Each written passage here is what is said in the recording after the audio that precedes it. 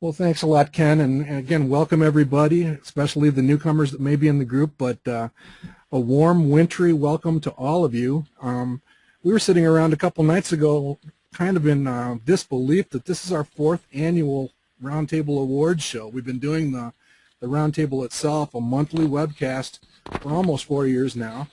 And what you see on your screen in front of you are a bunch of the people who have contributed, from the regular Knights of the Round Table to the guest damsels, and they're all with us here today, and the guest knights. Going from top to bottom, left to right, you see, well, first the statue of the Golden Knight that I can't seem to win any of, but Kim Butcher from Evansville, Indiana. She's a very active educator, and in the Evansville, Indiana area. Somebody have something to say? And then next to Kim is Ken Kabula. And Ken and I have worked together for a number of years. Ken is, again, a leading national educator for the volunteer movement in investment clubs. Herb Lemkool couldn't join us today. He's off doing wearing one of his other volunteer hats. He's from Traverse City, Michigan. The guy wearing the Atlanta Braves tie is Cy Lynch. Here with a paper and a pencil. Cy Lynch is from Atlanta, Georgia, and again, he and I have worked together for now nearly 2 decades, and I'm always impressed by his wisdom. And you talk about long-term investor, wow. On the lower left there, Ann Manning from Houston, Texas, is one of our groundhog champions, and she ranks near the top of the leaderboard on our stock picking contests. She's followed by Susan Michalik from Janesville, Wisconsin. And again, Susan is an active volunteer educator, runs a top-notch investment club in Janesville, Wisconsin, and has been seen by a number of audiences here in the Midwest and nationally. The guy in the green hat, he can't seem to get rid of the green hat, is Hugh McManus. He's taken away a bunch of trophies over the years, but again, all of us have known Hugh for now going on 2.5 decades. And again, you talk about a true long-term investor that legitimately and genuinely cares about the success of investors around him. That's Hugh. He's from Pasadena, California now, by way of New Jersey, and in some cases Switzerland and Ireland. So again, thanks Hugh. The guy in the yellow suit is me, founder and managing partner of Manifest Investing, and again, I'm just grateful to all these people for participating. Matt Spielman, one of our new guest knights this year, is, as I understand it, in Hungary or Budapest or someplace over there, and he wasn't able to join us today. And last but not least is one of our former groundhog champions, the holder of the Stanley Cup there, Nick Strategos from Pittsburgh, Pennsylvania. So let's go ahead and get underway now that you know who the people are that are coming at you. We have to start with our disclaimer. No investment recommendation is intended. We talk about real stocks in real time. The only reason we do that is we're trying to demonstrate a philosophy and a process, a method that for many people for many decades, over 7 decades now, has led to successful investing. So again, do your own homework, please. Here's our agenda. I'm talking fast because we don't have a lot of time and we have a lot of, I think, pretty interesting stuff to show you. So again, welcome. We'll take a look at some results. A number of us will be presenting stock selections along the way, and we will be making some awards along the way here today. But that's the agenda. It's basically the same thing we do every month. What I do is just very quickly summarize. We've been doing this now for almost 4 years, and we come together every month. It's the Knights of the Round Table along with guest damsels and guest knights, and we just basically come to this in the quest for a single favorite investment opportunity. We keep score. We keep track. We're one of the few organizations that does that. I don't understand how anybody in the investment world could not keep track of the things that you put out there, but we do. And we keep track by comparing our performance versus the Wilshire 5000. Our goal is for that collection of stock ideas to outperform by 5 percentage points. That's the kind of the benchmark target for the investment club movement, and we have the same goal.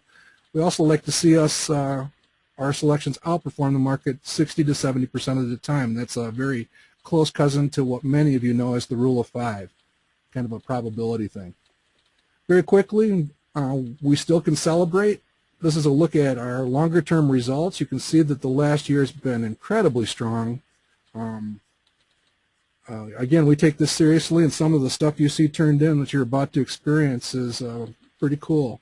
Outperforming the market by a couple percentage points over the long term, again, as we approach our 4th birthday. The outperformance accuracy has slipped a little bit. There's several stocks right on the cusp or the fulcrum or pivot point, and we're down to around 53. We'd like to see that get up towards 60. I'm confident that we will over the long term. Here's a look at the top 20 contributors in terms of the investments in the model tracking portfolio. There's about, I don't know, 50, 60 stocks in the tracking portfolio now. You're looking at the heaviest contributors, from Walgreen down to 3D Systems down in the number 20 spot. A little decoding here. Every month as we make the selections, anytime it's selected by a night or by audience vote, we place $1,000 into that stock. In the case of Cognizant Technology, it's actually been featured 8 times. Cy Lynch is going to feature it one more time here this morning. So Cognizant Technology, $8,000 has become, as you see here, $12,000. So that's kind of the way you decode that chart. Apple's been selected 4 times, I believe. 5 times. So the number that you see here in Apple, $5,000, has become $58.35. That's how you read this chart. It's available in real time at this public link at any time, and that's actually accessible on the homepage of the Manifest Investing homepage. So with that, guys, let's go into a very short. I didn't expect us to be doing that here tonight, but what I've done is taken our dashboard worksheet function at Manifest and taken and set aside a couple of companies. The 2 companies have among the lower projected returns in the portfolio, the tracking portfolio, down around 3%. The average right now, by the way, is about 5.5%. So all of these companies are slightly below average. But we want to focus in on a couple, and I'm going to focus in on HomeAway for just a moment, and then we're going to have a mini debate on Walgreen. Walgreen has been selected, I believe, 7 times. We'll take a look at that, and the question is, should we sell Walgreen from the tracking portfolio? The interesting thing is, if we're coming into the meeting with an overall return forecast for the tracking dashboard of about 10%. If we were to make these 2 transactions here, basically taking taking a victory lap, we raise that 10% to 11% before we even pick our stocks today. So that alone is kind of a compelling situation. And again, with the worksheet function, you can explore that more completely at Manifest. Just a couple seconds here on HomeAway. This is one of my selections from a couple years ago, around Christmas time 2011. It's been kind of a bumpy ride, but the projected annual return, the forecast, is down to 3%. This is the kind of stock that I definitely don't want to fall in love with. You can see it's only been around for a couple years. And I'm going to take the money and run. It was purchased at a cost of $19.90. It's actually up to $45.87.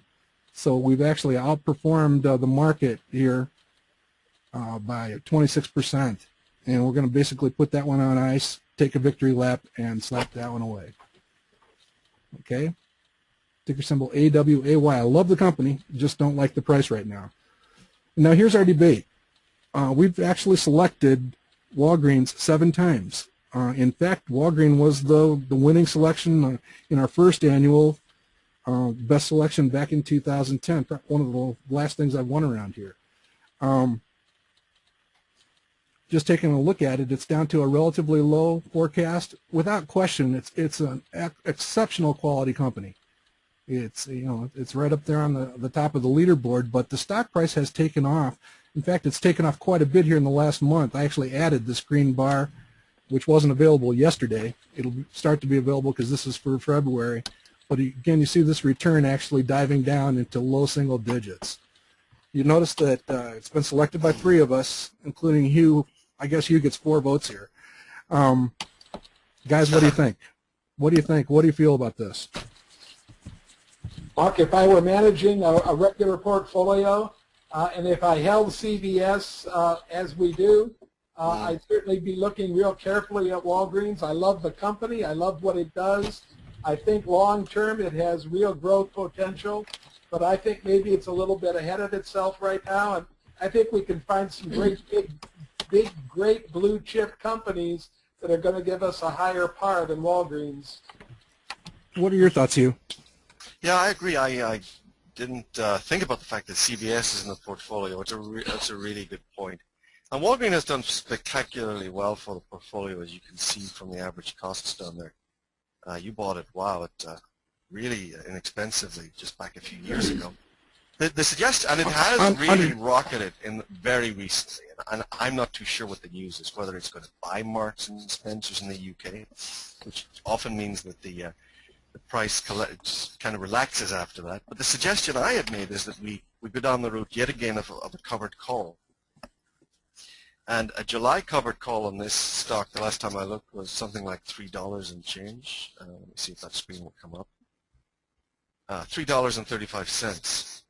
Which would mean rather than selling it outright now, we could either write a covered call for, there's a couple of options. And by the way, a covered call just gives somebody else the right to buy it from you at a set price before a certain amount of time.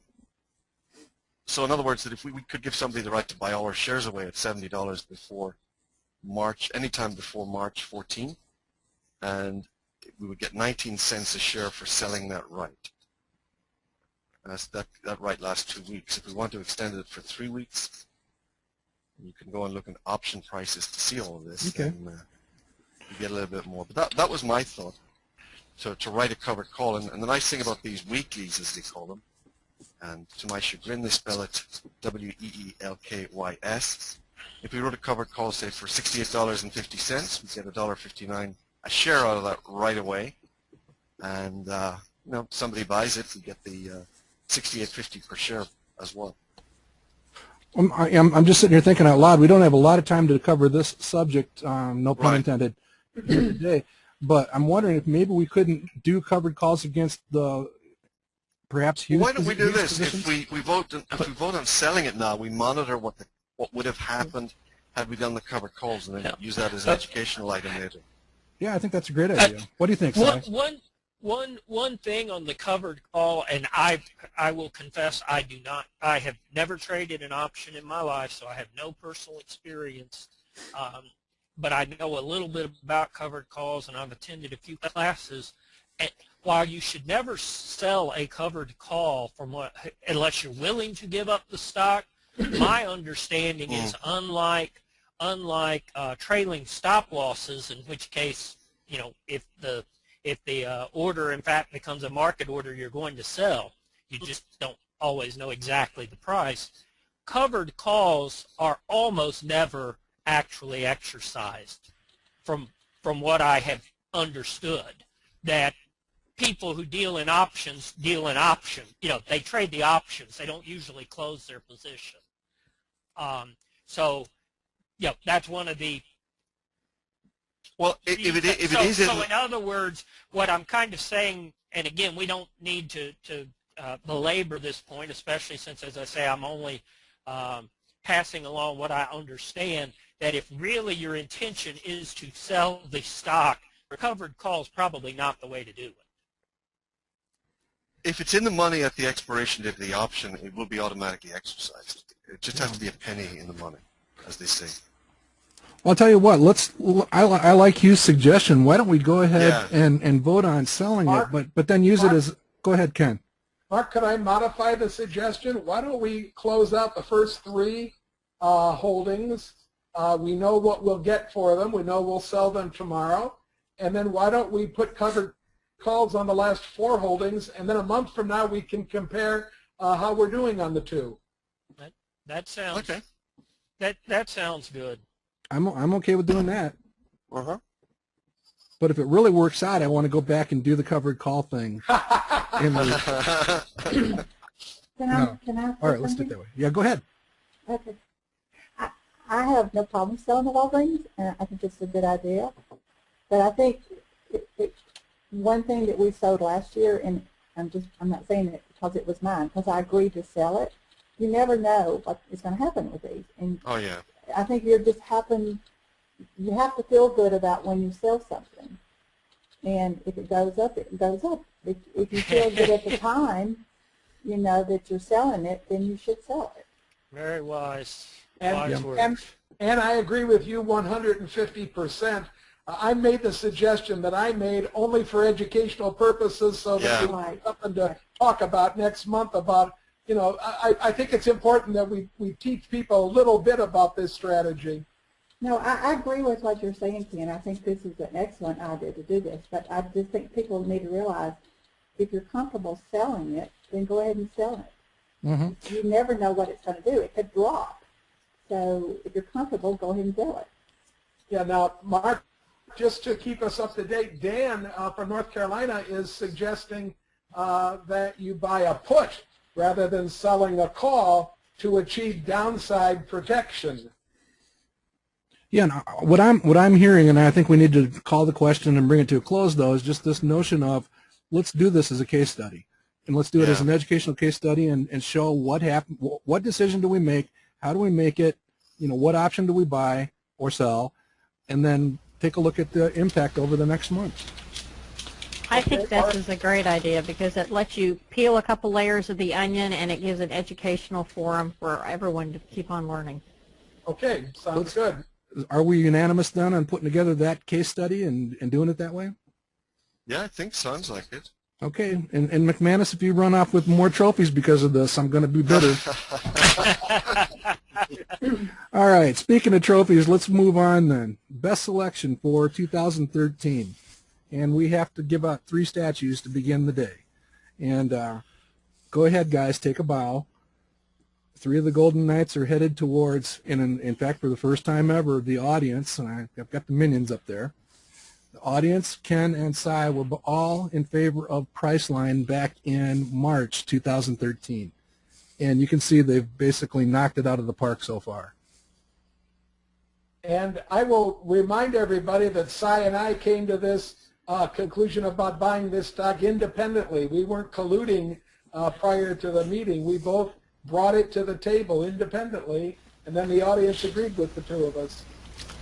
And you could just kind of go down the list and see how many other rather spectacular ideas have come. Kim's there, right there with McGraw-Hill. By the way, my IntelliQuint went up like 20 or 30% in the last couple of days, so got me on the board. So there's some interesting ideas there, and Cognizant a few times. Cy's going to talk Cognizant, but congratulations to the 3 of you. So we hand out our first 3 trophies. Mark, you might point out that Priceline was still doing pretty good in August of this last year, too. It's down there at the bottom as well. That's a repeat selection by Mr. Cavula, so he's trying to double dip that one.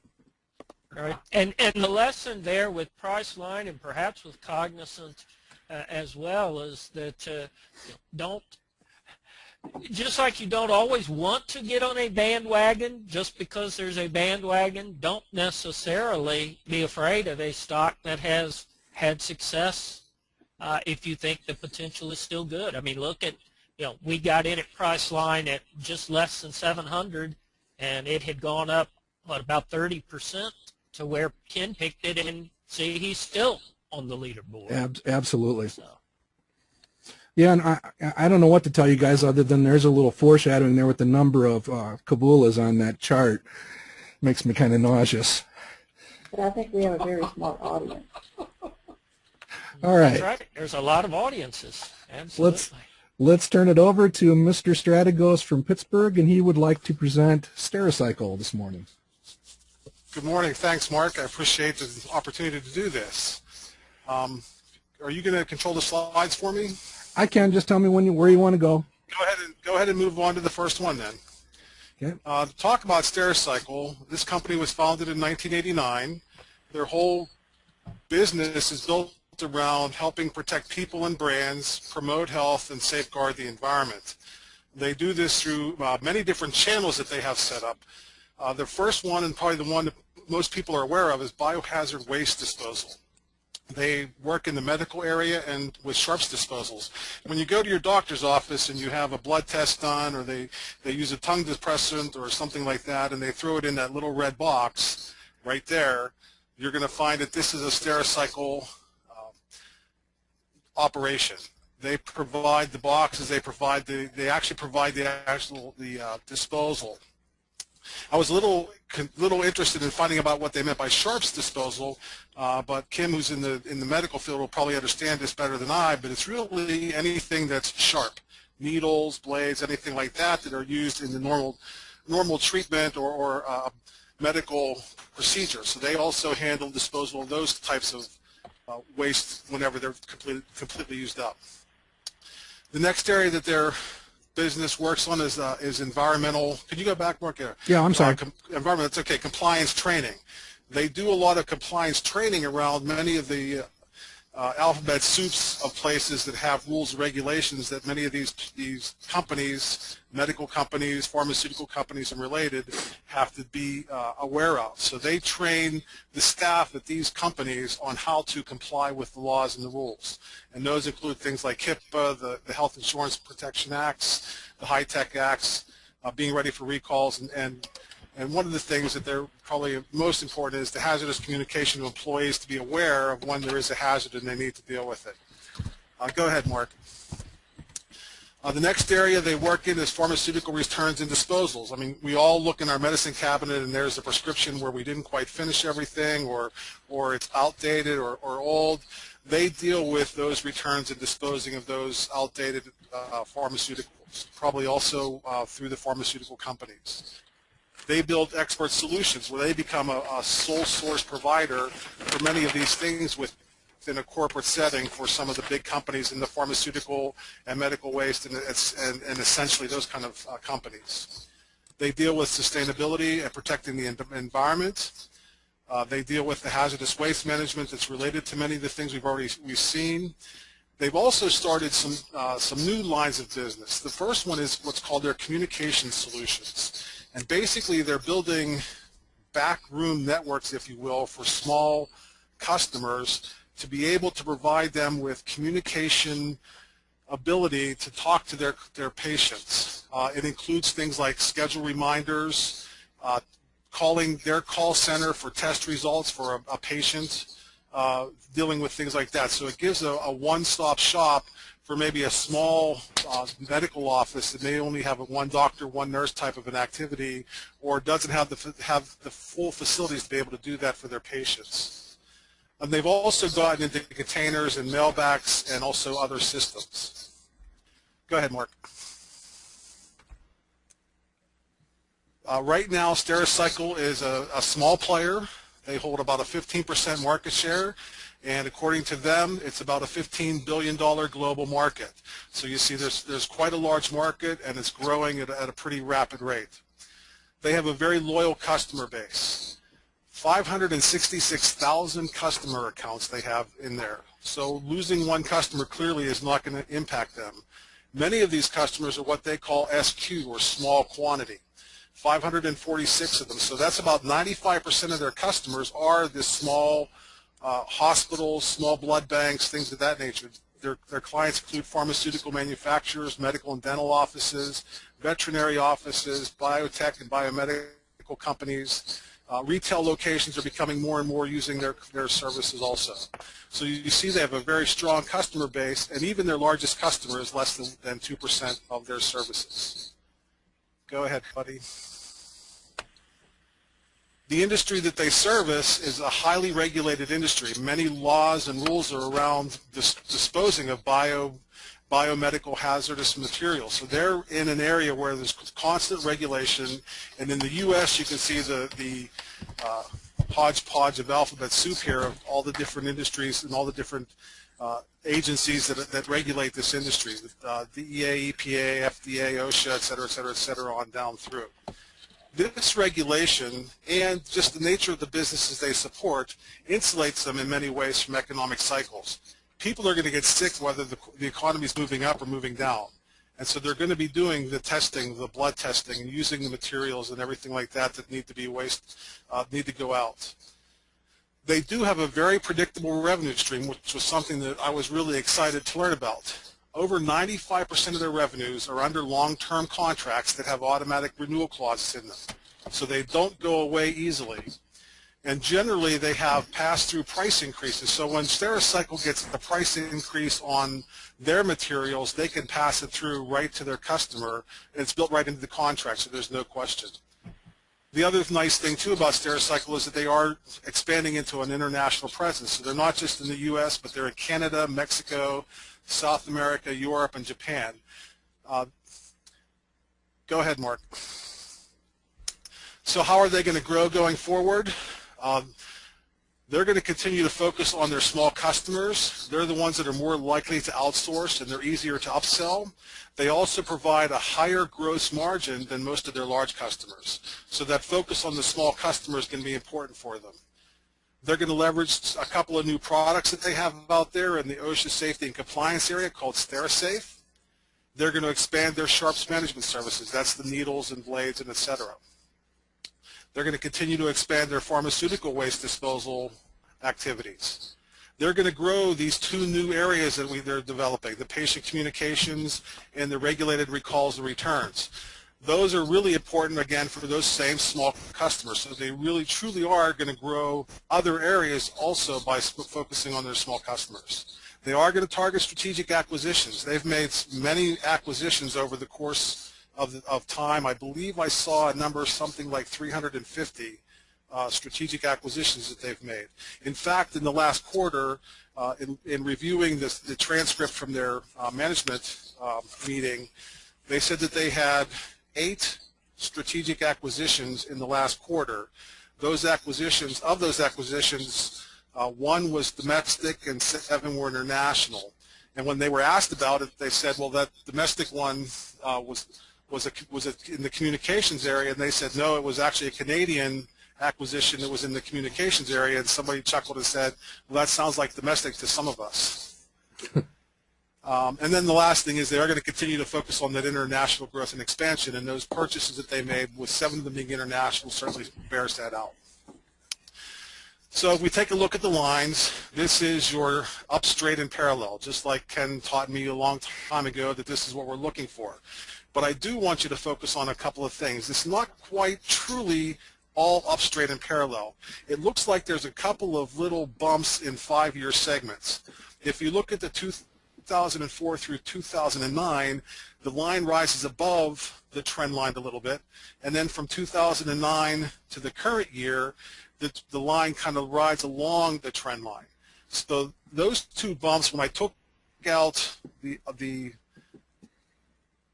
current part of the line, look just at that back part, there truly was a growth rate in that time that averaged about 18%. When I looked at just the last 5 years, the 9 to 13 time frame, that growth rate had come down to about 16.5%.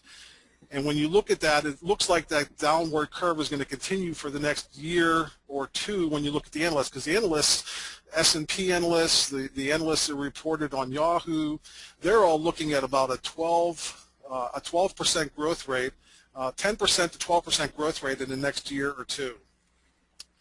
So those numbers, have kind of gone down a little bit, and it looks like it might go again. But when you go back to Yahoo, even though they're looking at 10, 11, 12% in the next couple years, they're looking at 16% out 5 years from now. So I think they're looking at those kind of trends or those kind of cycles in that line and saying that the same thing is going to happen again. So despite all that they thought, I went ahead and went back to 13.5% for my sales growth, and then using the income statement method, came up with earnings growth of about 13.7%. Go ahead, Mark. Here's the chart showing that Stericycle is a hugely strong quality company and has been for a very long time. It hasn't really gone down, and even when it has, it's gone from 99 to 95 probably. So it has been a continually strong company. And when I was doing my research, I actually did a research on the articles on Manifest, and this is one that there really hasn't been any activity on since about 2008 or 2009. And the last article I read was really a comparison where somebody said, was talking about how they deal with their quarterly updates in their companies, and they said, Stericycle is so regular, I don't even have to look at it. I look and say, yeah, it's doing what it's supposed to do, and just move on. It takes no time to update. So you can see that it's reflected here, too, and that quality of company has just been continually solid. The PAR has continually been, is currently at about, what is it, about 11 or 12%. And the PAR right now. That's a month old, what you're looking at, so it's probably bounced back up here. Yeah, I was going to say, because my par, I think, is about 11.3 or 11.4 right now, and the price has moved up, but there's still a lot of room for it to go up. So we have both a very high-quality company and also a very good par in the sweet spot. Go ahead, Mark. I'm still new at looking at this chart, and I actually was working with Mark yesterday. I was looking at a chart at a much shorter time frame, and my numbers were so different. When I saw his, I'm like, wait a second, it totally blows some of my thesis out of the water. But the reality of it is that this company has had a really strong move up. It was into the oversold range, and it's gone sideways for a little bit of time now. So it's had a very strong, 10-year track record here of moving up. When I was looking at about a 3-year chart, it still had this strong move up to the last 3 years in there, but the RSI number has changed, and it actually had an RSI that was in about the 42% range, or the 42 range rather than the 60 range. So I was a little bit excited by that, the fact that it had been up, and now that the RSI had actually moved down. So I'm learning to interpret the longer-term views and the shorter-term views and how they would apply. But at the end of the day, I'm showing this to you, but this is only an opinion for me, and it's not anything that guides me making my choice of Stericycle today. Because if I think I understand what Mark has taught, right now is probably a time when this has been in the oversold position, and it's probably, if you hold on a little bit, you might get a better chance to buy it at a better price a little bit further down the line. And you can correct me if I'm wrong, Mark, if my interpretation is wrong. That's a very strong price chart for sure. Mm-hmm. So, however, I finished my stock selection guide, and this is what my total return analysis came up at. Right now, it doesn't pay any kind of dividends. With my 13.5% growth rate, my 5-year projected returns, and my PEs, I actually come up with a high rate of return of about 14.4%. The par is actually 11.9%.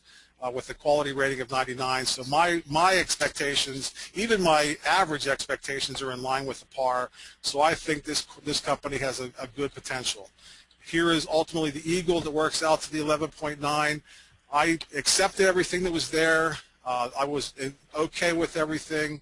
I'm happy with the net margins moving up. As I said back in the story from them, they're looking at getting into the smaller customers, which are higher margin customers anyway. So the margins moving up certainly is in line with their growth plan.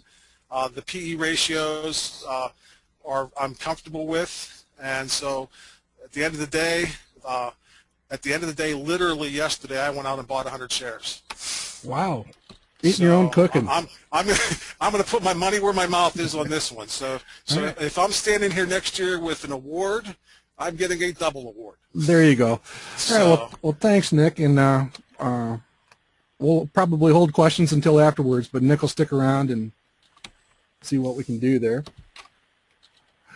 Let's go ahead and switch gears and hand out our second award. This is for the best selection. Again, this is multi-year all-time, and this has been won the last 2 years by Ken Cavula. Well, this year, Hugh McManus took my original idea and improved on it, because I'm down here. He came in a few months later. Hey, at Southwest, I just got it cheaper. That's what it's all about. Did you get peanuts with this one? No, I don't think so. You owe me. Okay. But you take home. I actually had it in my own portfolio, and it's done phenomenally well. I mean, your trophy case is already sagging under the weight, and you take home another one. Yeah. But some pretty interesting all-time selections there. I would direct the audience's attention to the number of appearances of Walgreen on this chart, and you just heard us lock some of these in. So they basically are locked in at these plus, again, 20% relative returns over the long term it's a massive situation. You can see one of Ann's favorites here, Portfolio Recovery, hanging in there. Nick, of course, who you just heard from, and his infamous selection of Rue 21 a little while back. Locked in and on the leaderboard, probably to stay there for a while. All right, good stuff, guys. Let's go ahead and turn over to another one of our guest damsels, Susan Michelik, who's going to tell us all about the company who outfitted the green room for the Oscars. So go ahead, Susan. Thank you, Mark, and you stole my thunder for my third slide. Okay, here we go. Yeah, twice already. Go ahead. Twice already, okay. Caesarstone, if you do the next slide, please. It's a stock that you've probably never heard of before, but if this slide gives you a broad hint as to what they do. They make engineered surfaces, and that is known as engineered quartz. They're based in Israel. They manufacture in Israel. They are sold in, the product is sold in 42 countries. The largest customer is, our largest number of consumers actually are in Australia, followed by the United States, Canada, and Israel. The products are used not only for countertops, but any interior surfaces like vanity tops, wall panels, backsplashes, floor tiles, even stairs, in homes and in commercial enterprises. Next slide, please. And here's my thunder stolen. So Caesarstone is actually has countertops in the green room for the Oscars. So I thought that tied in kind of nicely with our theme today. It does. You're to be commended. Okay, thank you. Okay, next one, please. And we're going to skip this, Mark. We'll go to the next. Okay, just gives people a chance to look. Okay. And by the way, not to interrupt, but I do want to make the audience aware that the slides will be available on request and in the manifest forum. Go ahead, Susan. Okay. Here's a map of where the company sells their products. You'll see that they're all over the world. The blue are where the distributors are, and the little orange dots all over the map are indirect distribution. That means the stores that actually sell it. So then the pie charts on the bottom give you the distribution of where the products are sold worldwide. Australia is getting a little smaller. USA is getting a little bigger. All right, so on to the next one. So exactly what is quartz and why is it growing faster? This is, remember everybody, the chart of the growth cycle of a company where you have the startup and then explosive growth and maturing and then falling off the end of the earth at the other side. Okay, so this is pretty much what it's like for a product, and this would be the surface countertop kind of stuff. Quartz is now the fastest growing category. It's brand new. I shouldn't say brand new, relatively new. And you know, with popularity of products and trends and whatever, quartz is the in thing right now. The little green dot there, green balloon, I guess, M&M it looks like to me, but Yep. is a solid surface. Solid surface is also known like a corian or well, that kind of a solid surface, which was really big. It's still big. People are still using it, but it's more closing in more on the mature market. Next to that is granite. And granite, again, was very, very hot for many, many years, and that is reaching maturity. Laminates are the choices of times gone past. They're still very popular. They're cheap, relatively cheap. These other three surfaces are more expensive. And then last on the list is marble. That was tried, and the popularity of that has dwindled for many, many reasons. We'll go on to the next slide, please. Well, first of all, I'm going to stop you for a second because I have two things. First of all, okay. I love this slide. You know, this is perfect thinking for people who are doing a stock study. But second of all, apparently my kitchen is dwindling because I'm somewhere over here in this category, and it's just going to give my wife one more reason. Go ahead, Susan. Okay, and here's the comparative study. Now, these past two slides are right from the Caesarstone website, so of course everything's in their favor. However, I personally do have a quartz countertop in my kitchen. I looked at granite, and granite has a lot of upkeep that needs to be done. You need to seal it. It also is more it's not scratch resistant. If you look over on the left-hand side, there's lots of stars, meaning good stuff for Caesarstone. And compared to the other three, granite, laminate, and solid surface, quartz really comes out far superior. As far as price, granite has come down in price, so it's pretty close now to what quartz is. So you have the option of the two, depending on how much work you want to do. Granite is a natural surface, a natural product. It's actually cut and shaped, whereas quartz is a manufactured surface. They take quartz, they grind it up, they add a polymer and dyes and texture, and then actually form it. So it is a manufactured product made from natural products. Does that make sense? Yeah. Or not completely natural, but some natural products. So there's, as far as appearance, it can look like granite, it can look solid, they can do anything with it as far as colors and texture and whatever. The other thing that I personally like about quartz is that it's a smooth surface, whereas granite is not. It has those little lumps and bumps. It's personal preference, but those lumps and bumps to me catch a lot of stuff that needs to be wiped down all the time. So, all right, on to the next slide. This is a slide that shows the tremendous price increase of this company. This company was formed in 1987. However, it has only been public in the United States for 2 years. So in that 2 years, the price has gone up 400%. Not too shabby. Yeah, I don't know how Ken missed this one.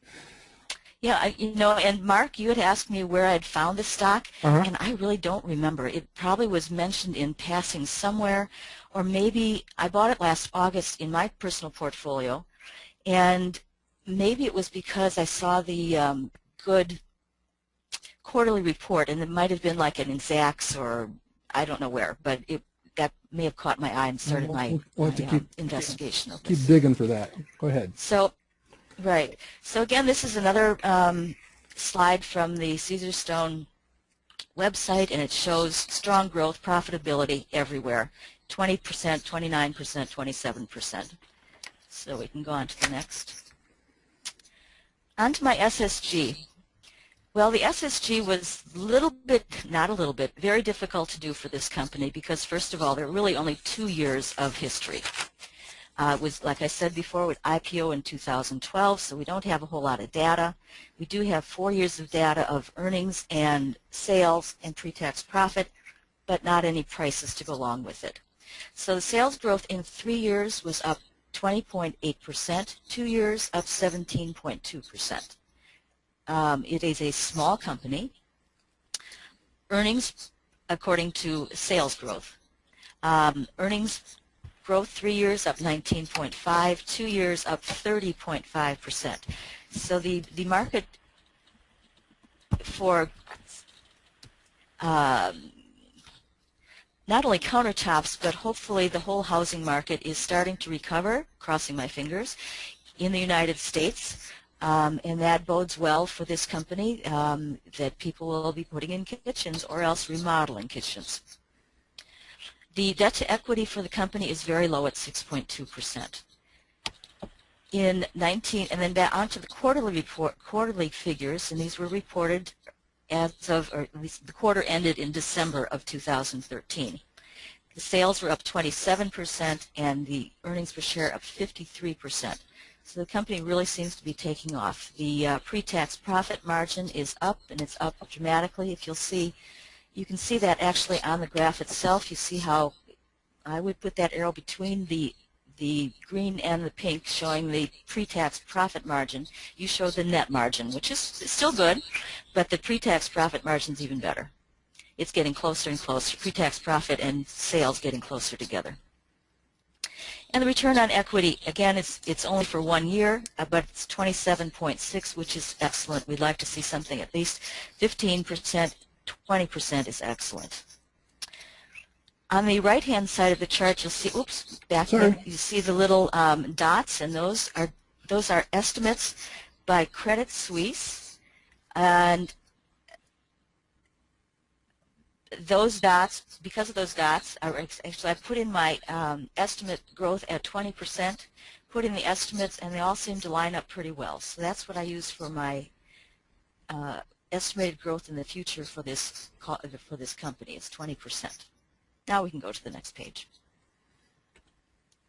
The pre-tax profit margin, again, we've only have a very short history, so I wanted to look at the trailing 12 months, and it is very consistent upward growth. Ideally, you'd like this to be stable or going up, and this is definitely going up. This is what I like to see in a company.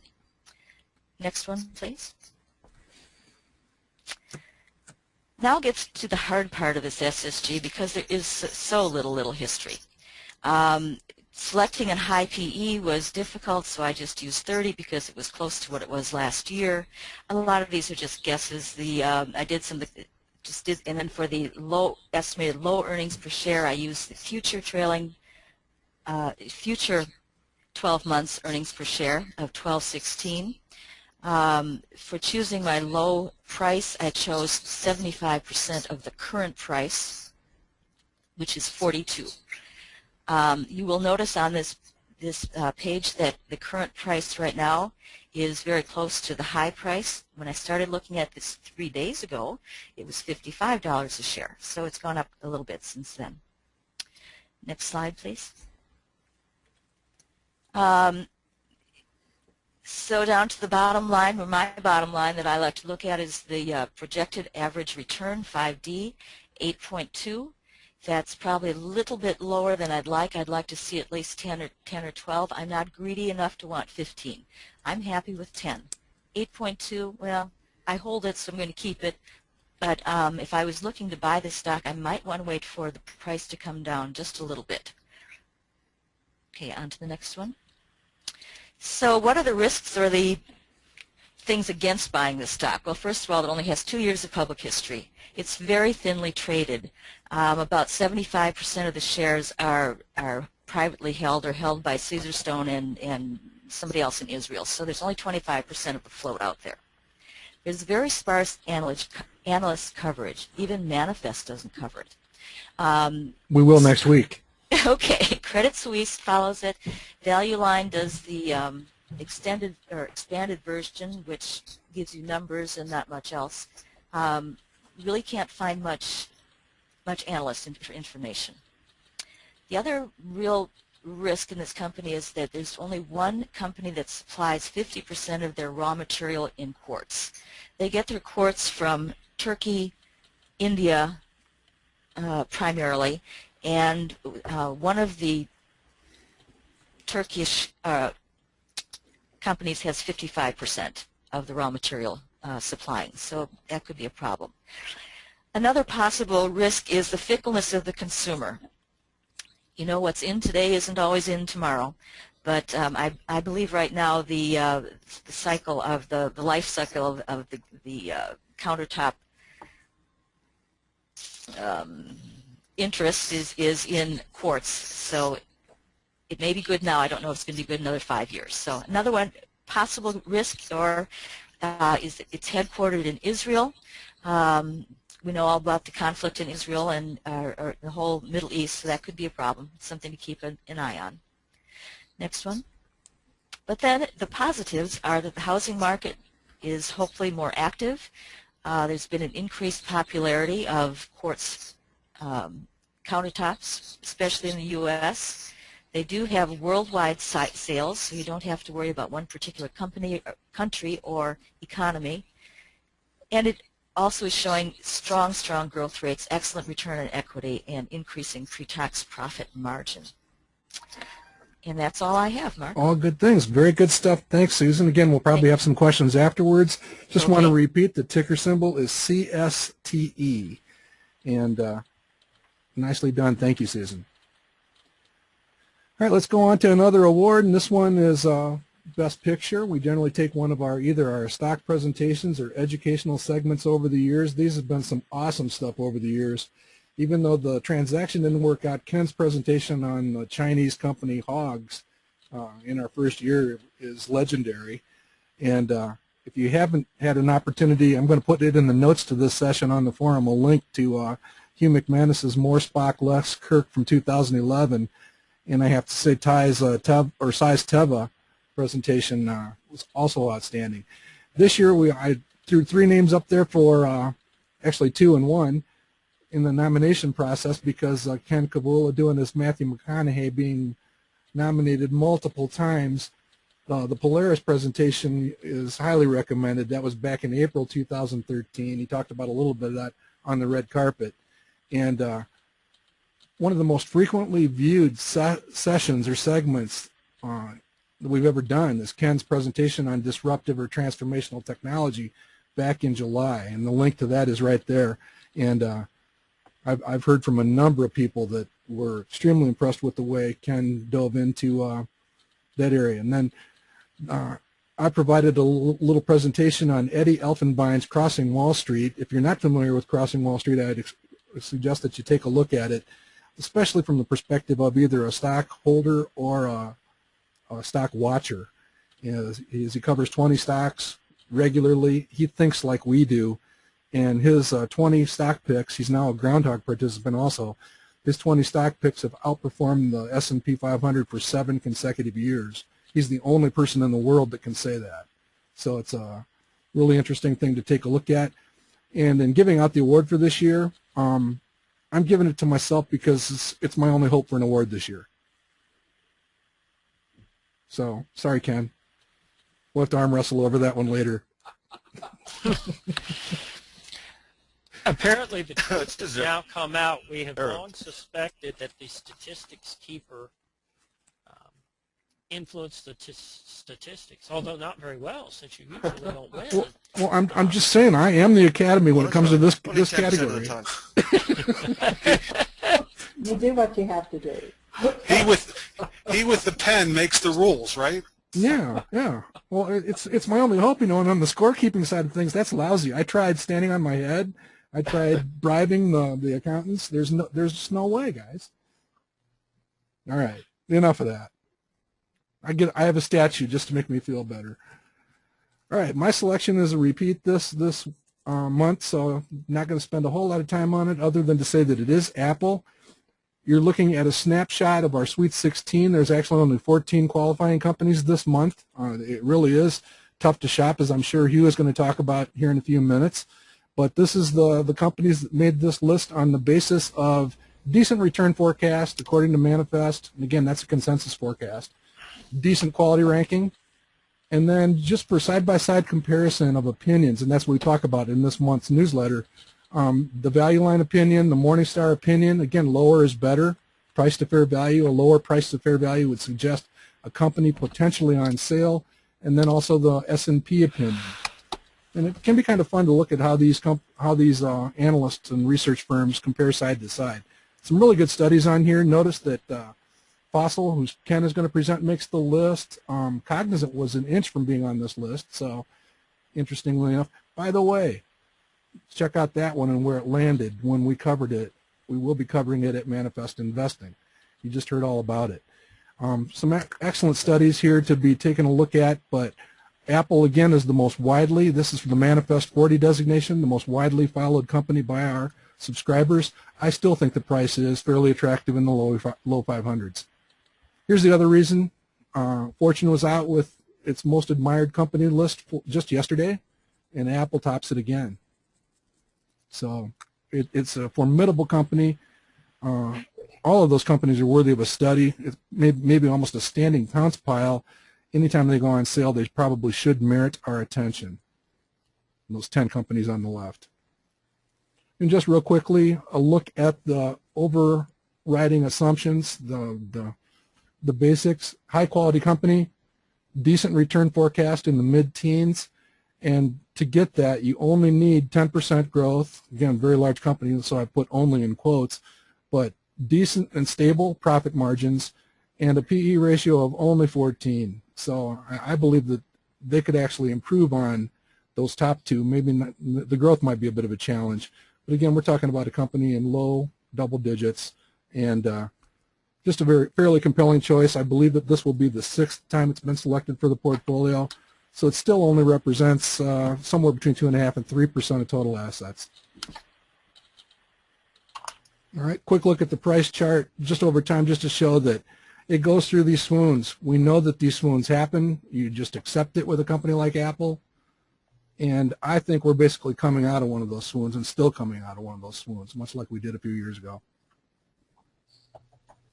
All right, so with that, I'm going to turn it over to Cy for another repeat selection on another very strong community favorite, Cognizant Technology. Go ahead, Cy. All right, thank you, Mark. And as you mentioned, this is now the 9th time that this has been picked, and I would like to nominate a new category.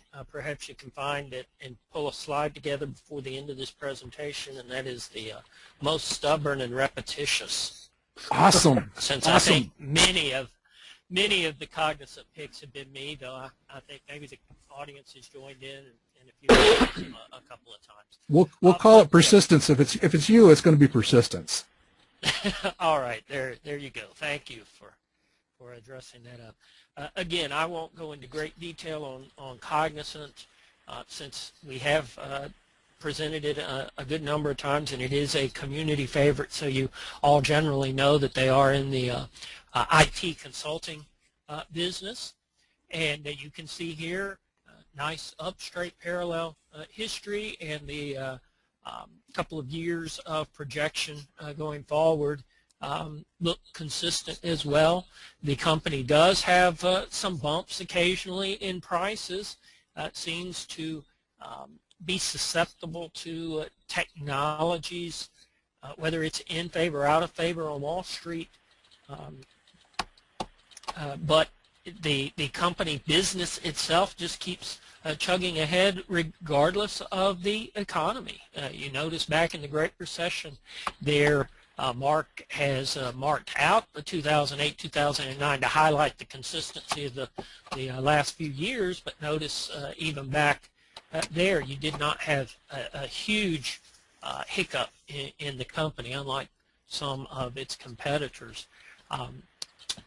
Go ahead, next slide, Mark. And this is the Eagle from Manifest that I'll just highlight a couple of things.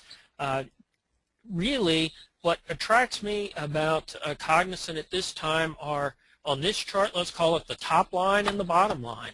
The par at 15.5, it's showing yellow, but actually that's just a rounding function. It's actually the very top of the sweet spot. My par right now is 5.5%, so in any event, it's right at the very top of the sweet spot, which Mark has written on and presented some on. Sometimes that may be a good place to shop, is a little bit, my par plus 8, 9, up to 11 or so, kind of right in there can be attractive. And that other number right next to that, the 100, that jumps out at me. Again, we've been presenting very excellent companies today, but you can't get much better than 100. And again, with the market at historically high levels right now, I'm going to be tightening my quality standards a bit, which then jumps me down to the bottom line, as I mentioned here. Notice that 95% financial strength. I don't watch real closely as much the earnings stability, especially once you get much above 70 or 80. That's certainly acceptable, but again, you can't get much straighter than it has done. And I like those last two numbers as well. 25 for the industry growth rate shows that it's well above the industry. You see the average or the median is 6.9 compared to the 19.1, and similarly profit margin, the 9.0 for the industry and 14% for the net margin.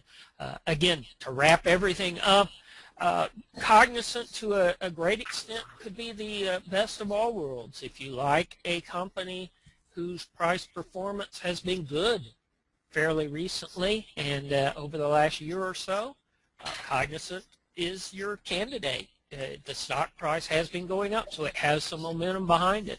On the other hand, it also still seems to be able to continue that press forward. I guess the last thing that I will mention on here is that you're not these projections are not relying on an overly excessive PE ratio. Notice it's just a 21 PE, which is certainly a little higher than market PEs, but on the other hand, for the growth rate that you're getting, that's not an outrageous PE, so Cognizant's my pick again. All right, well, we're tipping our hats in the direction of your persistence. Good Thank you, stuff. sir. All right, let's go ahead and hand out some more statues. We got to hand out two in this case, and that is for the highest accuracy of selections made during 2013, and they were made by our guest knights. And neither of them are able to be here tonight, so we'll have to have somebody else do their acceptance speech. But Herb and Matt take away the trophies for highest accuracy, and basically every single selection, Herb has 3, and Matt's got just 1, but he'll be back. They're basically on a pretty good streak of batting. Even more importantly, over the longer term, and we got to hand out 3 statues for highest accuracy long term. The thing I'll point out about these guys is the guest knights have never had a selection that underperformed the market, so they're at 100%, and they haven't had a lot, but we got to have them back more often. So Nick, your contribution to Stericycle is very, very much appreciated. We look forward to that doing well over the long term, and again, thanks to Herb and Matt Spielman for their successful picks. All right, let's go on with more stock analysis, and every month we kind of start this with a TBD for Mr. McManus. Hugh, are you in a buying mood this month?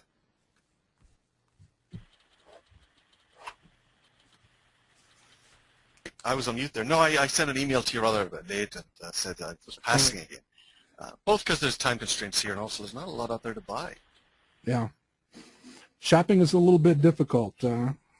Probably share your screen maybe in the forum to show how few opportunities. We've featured it in a couple of articles here over the last several months for those who want to get more familiar with Hugh's selection process, but you're just simply not seeing a lot of really strong targets. Yeah, I look for 1 year or multi-year low depending on the size of the company. That's the first point, really. All right, so we'll just go ahead and log you in as saving your cash or your powder for another day, and look forward to hopefully an opportunity will come around. All right, Mr. Kavula wants to go back to FOSL, and he's going to take control of the slides here. We only have 1 stock presentation left and a couple of awards to give out, so we'll be wrapping up here in a couple of minutes. But Mark, I'm going to go through this. I'm going to go through this reasonably quickly because I've chosen FOSL before, and I have a couple of points to my premise, and we'll just really briefly review the company. FOSL is made up in 3 groups. The FOSL brand itself, they recently purchased in the last year Skagen, which is a Danish watch company brand. And then the thing that people don't realize about FOSL most of the time is that they make watches for a huge number of private labels. So when you buy a Donna Karan watch or a Relic watch or a Burberry watch or an Adidas watch, you're actually buying a FOSL watch. The growth in FOSL's market share has been nothing short of phenomenal. When you're considering market share, to gain a point takes a lot of work. They've gained over 3 points in the last 5-year period.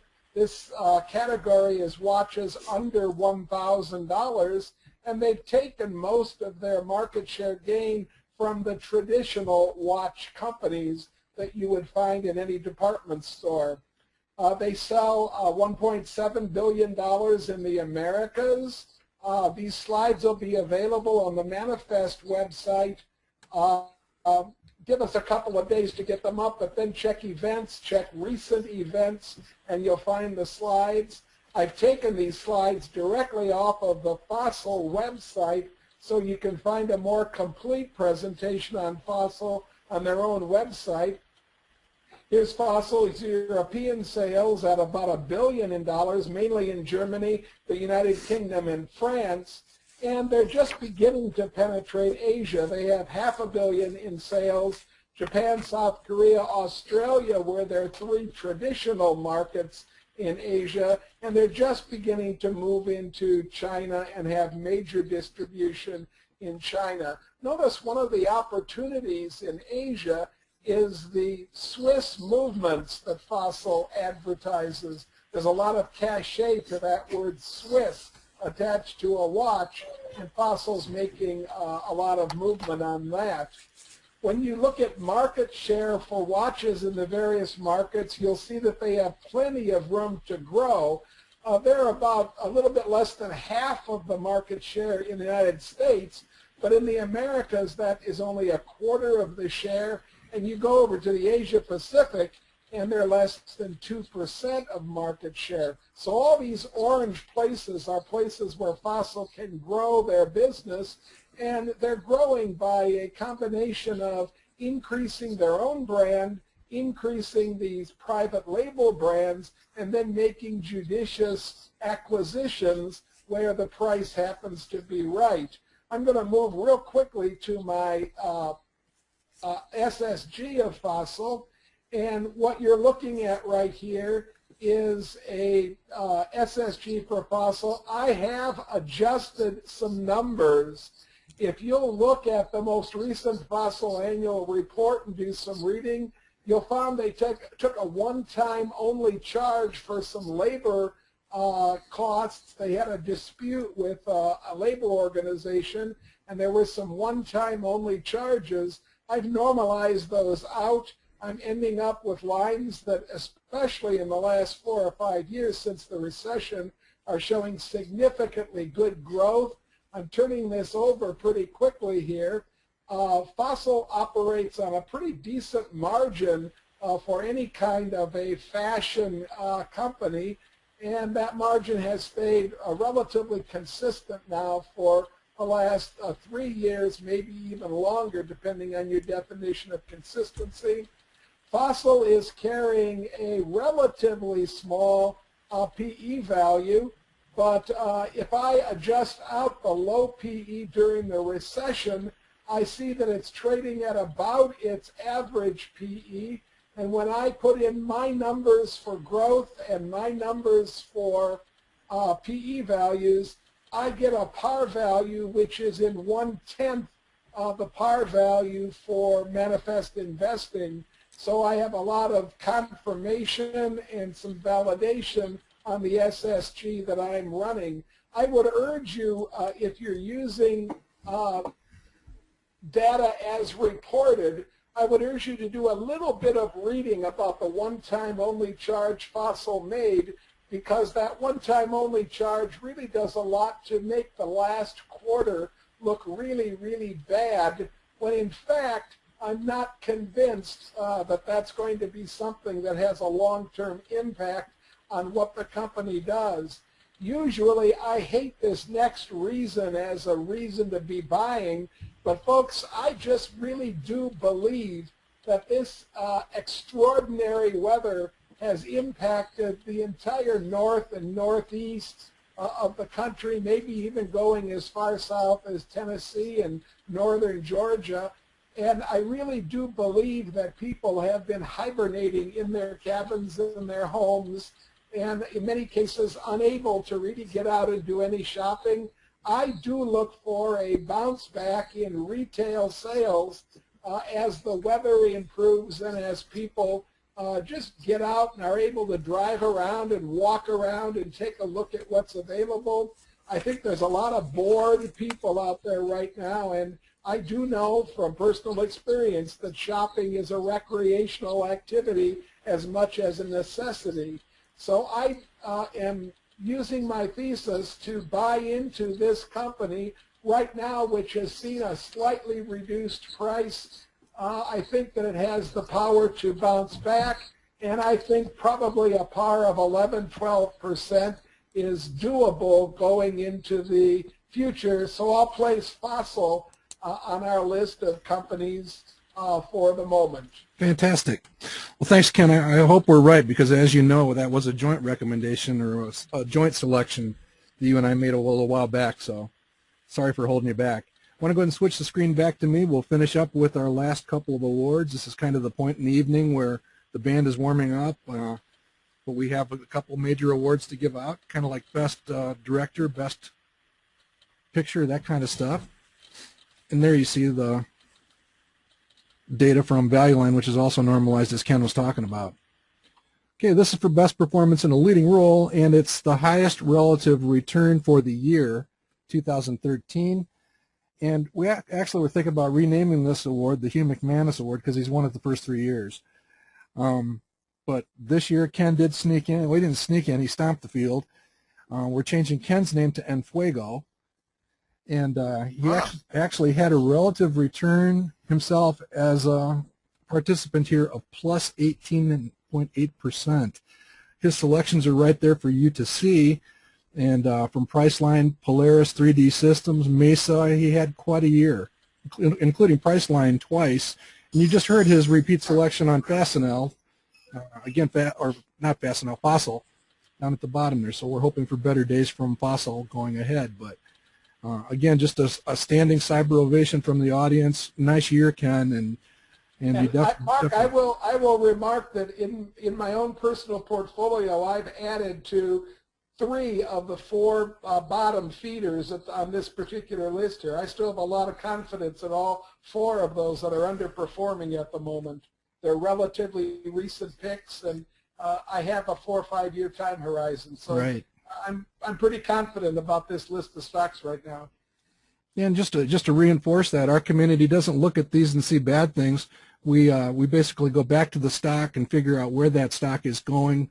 You know, is it from today going forward? We don't let red ink on any statement bother us, and it really comes down to the fundamental analysis with the company. All right, our last award is for the all-time version of that same award, and again, we need 3 statues. The guest knights, we might have to make them kings if they keep this up. Herb, Matt, and Nick now have been doing this for a couple of years, and they haven't had a single stock, so they have a relative return that's a little bit higher than Ken's over that time frame. And we just point out that we look at these guest knights and say they're conquering the rule of 5. They're thumbing their nose in the direction of the rule of 5. As Mark, yeah, this is Susan. Yeah, go ahead, Susan. I'm just wondering if we could have another award, a new award, saying proving the rule of 5. Thank you. Right there with I told you got ambushed. We'll consider that with size stubborn award also. Mark, I'm taking applications from you people that have problems picking stocks. I'll be glad to invite you to be a guest knight in the future here. So. Yeah, we're having a hard time keeping up with these guys. All right, Ken, did you put together a poll for this month, or do we have time for it? I have a poll ready to go, Mark. If you want to take a look at it, here it goes. Okay, go ahead, audience members. Even if you're here for the first time, we're just asking you to basically vote. We know they're all right. They're all correct. Which one did you feel best about? And especially that Apple selection. I'm really warming up to that Apple selection. But go ahead and cast your vote as to if you were spending your own money, which one would interest you the most? Well, Mark, you can't see the voting going on, but I can. And we have almost 2/3 of the people voting now, and Apple has yet to get a vote. So That was cool. There it goes. We've got a few sympathy votes now, Mark, okay? Okay, that's important. But his mom's not allowed to vote. and I don't think Wendy's on here, is she? No, I'm going to hold on. Folks, it's real simple. Just take your mouse and go over and pick whichever one you think you'd like to see added to the portfolio, and we'll be glad to do that. I'm going to hold the voting open for about 5 more seconds. We're up to 88% voting. It's real easy to do, folks. Just go over and pick one real quick, and let's close the poll, and let's share the results. I think Nick... Whoa! Way to go. And you know, Nick, if I were voting this time, I would have voted for Stericycle as well. I really, really like this company, and I did not realize that its par was where it was today. I'm was very, very pleased to see it up there again. Looks to me like Caesarstone was pretty compelling too. Absolutely. I mean, so, that's definitely a I like that stuff. one too. I might have voted for Caesarstone myself.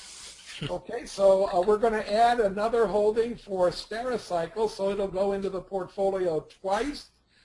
Mark, you did come out with 7%, so awesome. My mom is here. I just barely beat you at 10, but I had to really recruit to get that 10%. Oh, the things I go through. You know, I've got a pretty good long-term track record, guys. All right. What area? Wrap it up then, Mark, and then In what area? Answer a few questions, okay? All right, let's go ahead and, Ken, why don't you sign us off?